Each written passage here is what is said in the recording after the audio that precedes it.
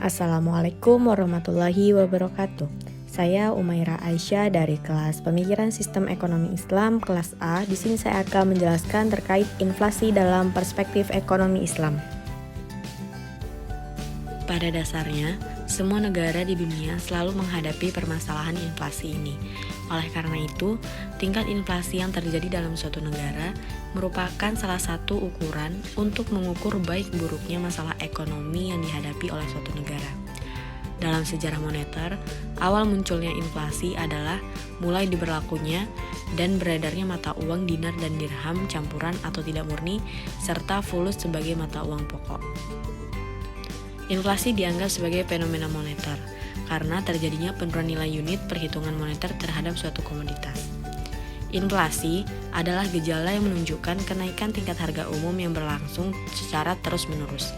Kenaikan harga tersebut dimaksudkan bukan terjadi sesaat, maka apabila terjadi kenaikan harga yang hanya bersifat sementara, tidak dapat dikatakan sebagai inflasi.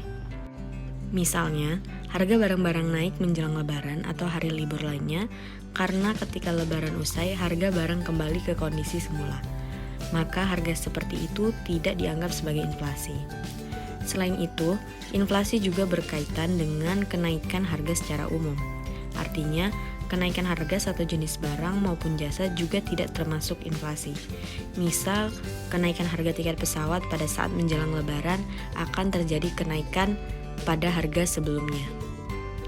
Ilmuwan Taqiyuddin Ahmad Ibnu Al-Makrizi menyatakan bahwa inflasi terjadi ketika harga-harga secara umum mengalami kenaikan yang berlangsung secara terus-menerus. Pada saat itu, persediaan barang dan jasa mengalami kelangkaan, sementara konsumen harus mengeluarkan lebih banyak uang untuk sejumlah barang dan jasa yang sama. Sejarah singkat fenomena inflasi. Sesuai dengan sejarahnya, fenomena inflasi sebetulnya muncul sebagai akibat dari mulai diberlakukan dan beredarnya dinar dan dirham yang tidak murni atau campuran. Kemudian, di masa sekarang, fenomena inflasi semakin bertambah dengan diterapkannya mata uang kertas. Sebetulnya, hal ini telah diperingatkan oleh ulama seperti Imam Syafi'i yang melarang pemerintah mencetak dirham yang tidak murni karena akan merusak nilai mata uang, menyebabkan naiknya harga, dan hal itu dapat merugikan orang banyak serta menimbulkan kerusakan-kerusakan. Selain itu, Ibnu Taimiyah juga memperingatkan keadaan ini. Ia menyatakan bahwa uang yang berkualitas buruk akan menyingkirkan mata uang berkualitas baik dari peredaran. Apabila fulus atau uang dibiarkan beredar sebagai alat tukar, niscaya dinar dan dirham akan menghilang dari peredaran. Penyebab terjadinya inflasi menurut ekonomi Islam seperti yang dikemukakan oleh Al-Makrizi, yang pertama yaitu natural inflation, yaitu inflasi yang terjadi karena sebab-sebab alamiah. Manusia tidak punya kuasa untuk mencegahnya, dan inflasi ini adalah inflasi yang diakibatkan oleh turunnya penawaran agregatif atau AS atau naiknya permintaan agregatif. Dalam hal ini, ketika bencana alam terjadi pada berbagai bahan makanan dan hasil bumi lainnya mengalami gagal panen, sehingga persediaan barang-barang kebutuhan tersebut mengalami penurunan dan terjadi kelangkaan. Di pihak lain, karena barang-barang itu sangat signifikan dalam kehidupan, permintaan terhadap berbagai barang mengalami peningkatan. Harga-harga melambung tinggi jauh melebihi daya beli masyarakat. Akibatnya, kegiatan ekonomi mengalami kemacetan, bahkan berhenti sama sekali, yang pada akhirnya menimbulkan bencana kelaparan, wabah penyakit, dan kematian. Keadaan ini memaksa rakyat untuk menekan pemerintah agar memerhatikan mereka. Untuk menanggulangi bencana ini, pemerintah mengeluarkan dana besar yang mengakibatkan perbendaharaan negara menjadi berkurang secara drastis atau defisit anggaran. Berdasarkan penjelasan tadi, maka natural inflasi dapat diartikan sebagai yang pertama yaitu gangguan terhadap jumlah barang dan jasa yang diproduksi dalam suatu perekonomian. Jika jumlah barang dan jasa yang diproduksi menurun, sedangkan jumlah uang beredar dan kecepatan peredaran uang tetap, maka konsekuensinya tingkat harga naik. Dan yang kedua yaitu naiknya daya beli masyarakat secara real. Pada kasus ini, misalnya nilai ekspor lebih besar dari nilai impor, sehingga secara neto terjadi impor uang yang mengakibatkan jumlah uang yang beredar menurun. Jika kecepatan peredaran uang dan jumlah barang dan jasa tetap, maka terjadi kenaikan harga. Kemudian, natural inflation dapat dibedakan berdasarkan penyebabnya menjadi dua, yaitu yang pertama, uang yang masuk dari luar negeri terlalu banyak karena ekspor meningkat sedangkan impor menurun, sehingga net ekspor nilainya sangat besar yang mengakibatkan naiknya permintaan agregatif. Nah, keadaan ini pernah terjadi pada masa Umar bin Khattab. Pada masa itu, eksportir yang menjual barangnya ke luar negeri membeli barang-barang dari luar negeri atau impor lebih sedikit jumlahnya dari barang yang mereka jual atau positif net export. Adanya positif net export ini akan menjadikan keuntungan yang berupa kelebihan uang yang akan dibawa ke Madinah sehingga pendapatan dan daya beli masyarakat akan meningkat. Naiknya permintaan agregat akan mengakibatkan naiknya tingkat harga secara keseluruhan. Untuk mengatasi keadaan ini, Umar melarang penduduk Madinah untuk membeli barang-barang atau komoditi selama 2 hari berturut-turut. Dan akibatnya terjadi penurunan permintaan agregatif dan tingkat harga kembali normal. Dan yang kedua yaitu turunnya tingkat produksi karena terjadinya paceklik, perang, ataupun embargo ekonomi. Nah, masa paceklik ini juga pernah terjadi pada masa Umar yang mengakibatkan kelangkaan gandum yang berdampak pada naiknya tingkat harga. Penyebab terjadinya inflasi menurut ekonomi Islam yang kedua yaitu human error inflation, yaitu inflasi yang terjadi karena kesalahan manusia. Inflasi yang disebabkan oleh human error inflation terjadi karena yang pertama yaitu corruption and bad administration atau korupsi dan buruknya administrasi. Pengangkatan para pejabat yang berdasarkan suap, nepotisme, dan bukan karena kapabilitas akan menempatkan orang-orang pada berbagai jabatan penting dan terhormat yang tidak mempunyai kredibilitas. Korupsi akan mengganggu tingkat harga karena para produsen akan menaikkan harga jual barangnya untuk menutupi biaya-biaya yang tidak sah yang telah mereka keluarkan. Hal ini menjadi tidak merefleksikan nilai sumber daya sebenarnya yang digunakan dalam proses produksi. Harga yang terjadi terdistorsi oleh komponen yang seharusnya tidak ada, sehingga lebih lanjut mengakibatkan ekonomi biaya tinggi atau high cost economy. Pada akhirnya akan terjadi inefisiensi alokasi sumber daya yang tentu akan merugikan masyarakat secara keseluruhan. Nah, keadaan seperti ini yang sebenarnya membuat perekonomian Indonesia semakin terpuruk. Virus korupsi dan buruknya administrasi ini mewabah mulai dari pejabat tinggi sebagai pemegang otoritas tertinggi sampai ke tingkat lurah atau desa.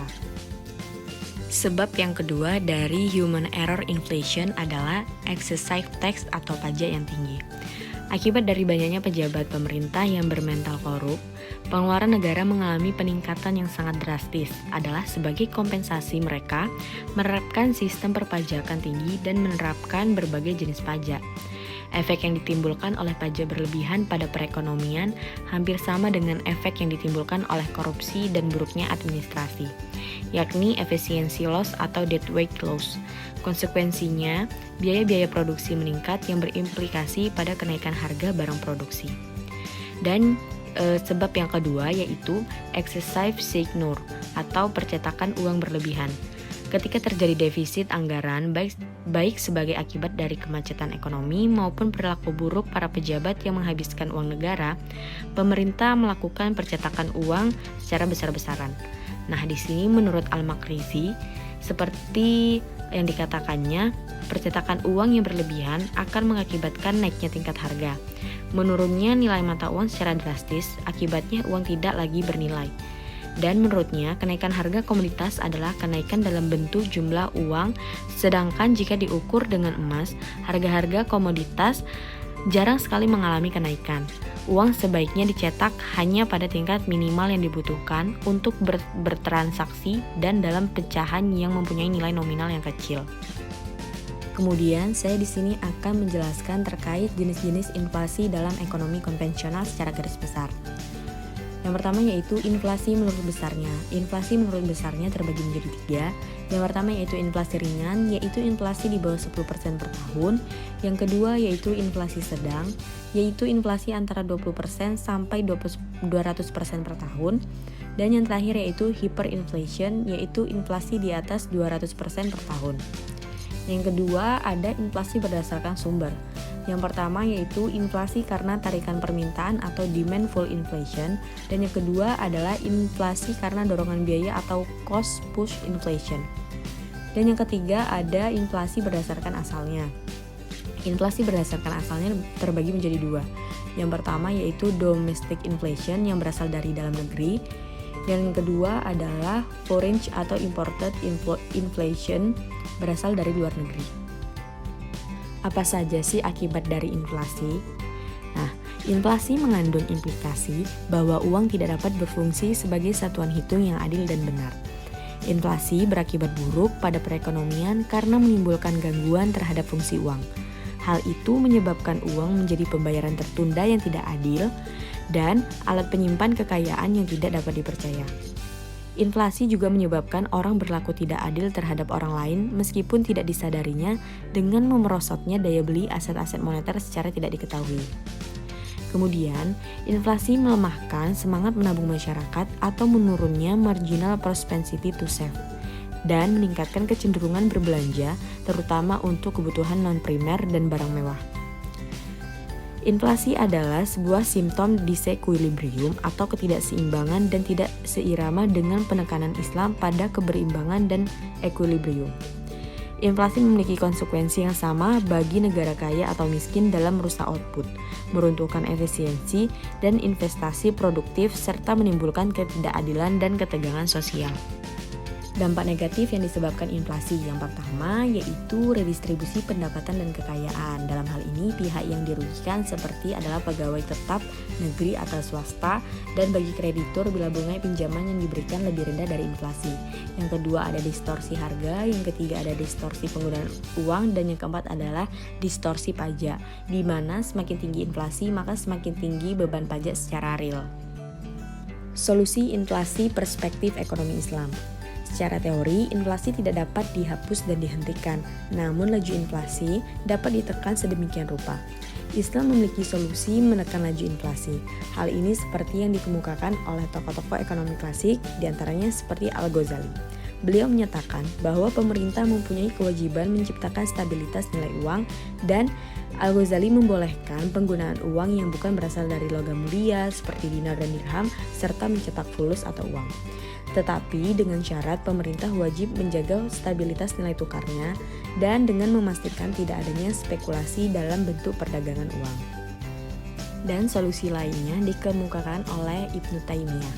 Ia berpendapat seharusnya pemerintah mencetak uang harus sesuai dengan nilai yang adil atas transaksi masyarakat dan tidak memunculkan kezoliman terhadap mereka. Ibnu Taimiyah menekankan bahwa percetakan uang harus seimbang dengan transaksi pada sektor real. Di samping itu, beliau juga menyatakan bahwa nilai intrinsik pada mata uang harus sesuai dengan daya beli masyarakat. Sekian terkait penjelasan saya mengenai inflasi dalam perspektif ekonomi Islam. Apabila ada salah mohon dimaafkan. Terima kasih. Wassalamualaikum warahmatullahi wabarakatuh.